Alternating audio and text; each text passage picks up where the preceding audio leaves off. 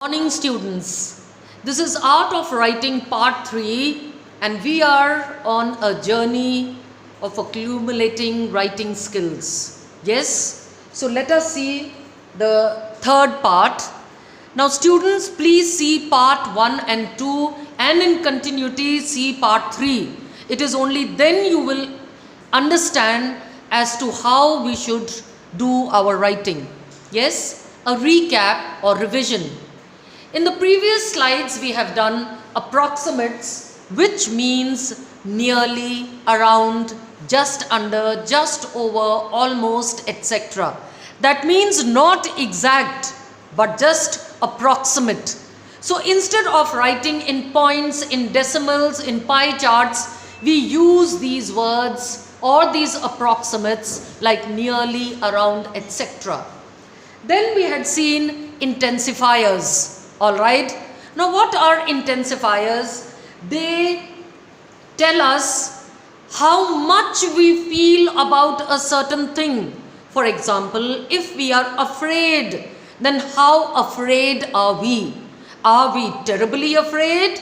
Are we just a little afraid? So these words which show how much or quantify your emotions and express it in such a way that the reader can understand how much terrified you are, then you say that we are using intensifiers. So all these are intensifiers in red: terrified, furious, which mean very afraid, very angry, very bad, it means atrocious. So these are intensifiers which help you to project your feelings or tell the reader how exactly you feel and the degree to feel what you are feeling.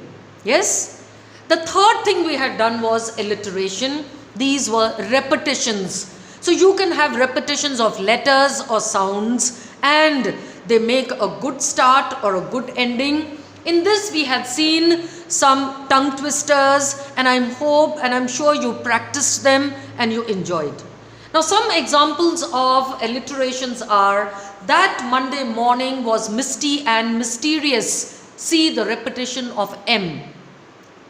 Next one, it was a delicious end to a delightful day. Peter Piper picked a peck of pickled peppers. See P. Yes? Now we had seen what are similes and metaphors. Simile compares two things, and when we use similes we write as or like. That means, just one example, he was as stubborn as a mule. That means the person is as stubborn as the mule. How much ever you try to move the person doesn't budge or move, doesn't move. Alright? And the picture that comes to your mind is of a person with the head of a mule. So metaphors and similes, they give a vivid picture and they bring a vivid picture to our minds, and we have a clear picture, and even the reader is able to know exactly what you are trying to say. This is what we had done. It is metaphoric language when we say the person is a sleepy bear, sleeps like a bear, alright? But if the same thing we were to say in a form of a simile, it would be she sleeps like a bear. The bread is as hard as rock. Her hair is as soft as cloud. Her hair is as soft as cotton. Yes? But here it would be her hair is the soft cloud.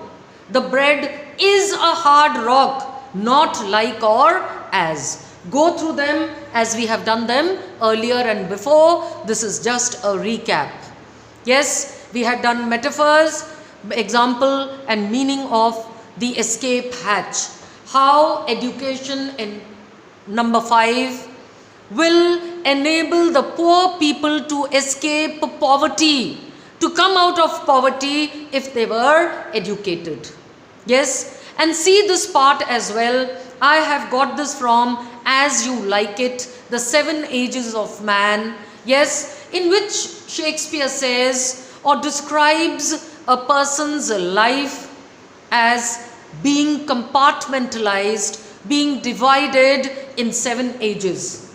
Yes, now in these 7 ages, the men and women play various roles, different roles. Yes, and when they play their roles, they exit, they come back, they play a new role, they perform, and they exit. So a man during his lifetime plays many roles, and according to Shakespeare, these are 7, which he calls the 7 ages of man. All right, and just see the beautiful way of the last part poem. This poem is from As You Like It. It is a play, and see how William Shakespeare has been described. He has been described as an undying brand in himself in the realm of English literature. Undying brand. You have heard of branded things, branded clothes, but here we are using this word or this way of describing William Shakespeare, that he is uncompared, an undying brand.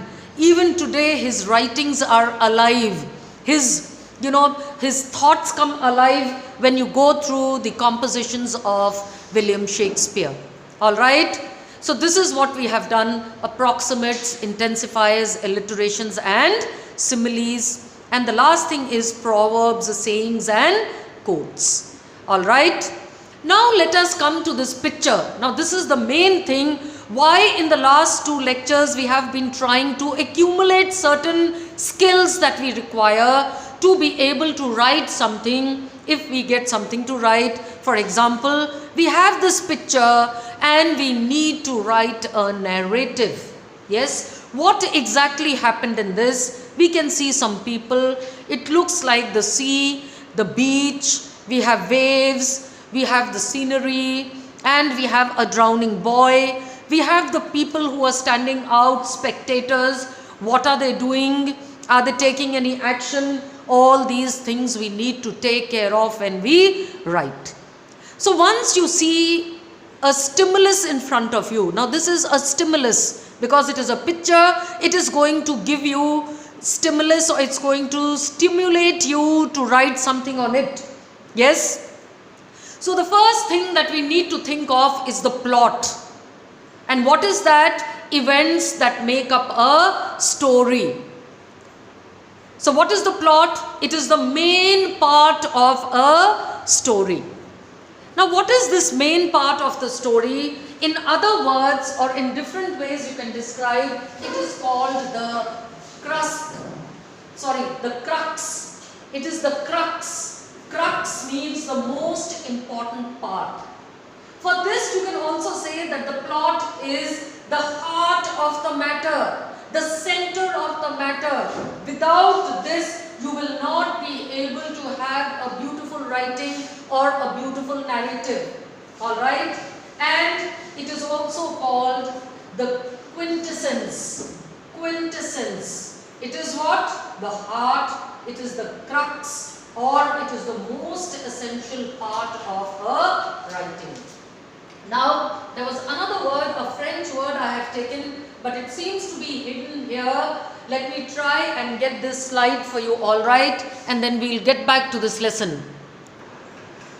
All right, students. Now, we fixed the slide, and the last one we have is sine qua non. This is a French word which is used for the crux of the matter, or we call the quintessence. That means the heart of the matter. Now how do we use all these words? This is the way we can use it. Yes, this is the heart of the matter.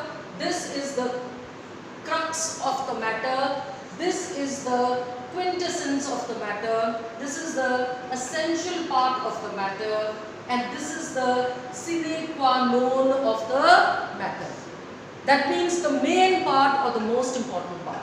So you require the plot so that you can express yourself in a very, very interesting way. These should be in an order. There should be a pattern of events. There should be sequence. There should be structure. And when you describe this in a proper form, this is called a narrative. Narrative means narrating something, telling about some event that might happen in future or it has already happened. Now these are in a series, they are connected to each other, they affect the next stage and they follow the principle of cause and effect. That means there should be a cause and then something will happen, so the happening depends on the cause of it.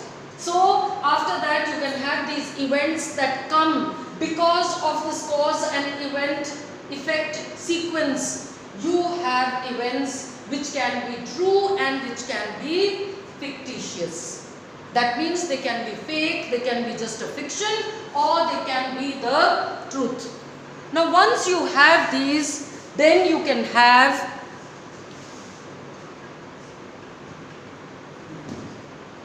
once you have these, then you are able to communicate them directly to the reader. So these events are connected, they can be true, they can be false, but your narrative needs to have a plot, the main part of it, the crux of it, and it should be the quintessence or the most essential part.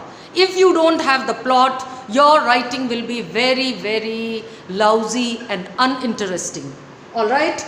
Now let us come back to this picture. Now when you see this picture, we will have to describe what are the feelings and emotions that these people are facing or going through.